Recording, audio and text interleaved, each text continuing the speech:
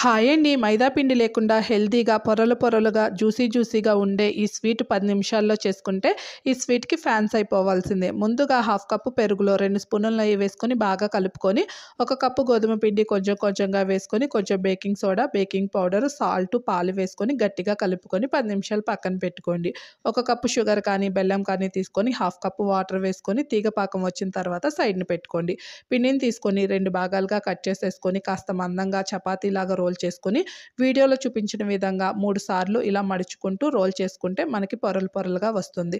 దీన్ని స్క్వేర్ షేప్‌లో కట్ చేసుకొని, వీడియోలో చూపించిన విధంగా క్యూబ్స్ లాగా కట్ చేసుకొని పక్కన పెట్టుకోండి. ఆయిల్ వేసి గోరువెచ్చగా అయిన తర్వాత ఈ క్యూబ్స్‌ని వేసి వాటంతట అవే పైకి తేలేంత వరకు లో ఫ్లేమ్‌లో రెండు వైపులా గోల్డెన్ కలర్ వచ్చేంత వరకు వేయించుకొని, షుగర్ సిరప్‌లో వేసుకొని 30 నిమిషాల తర్వాత తీస్తే జ్యూసీగా ఉండే స్వీట్ రెడీ అయిపోతుంది.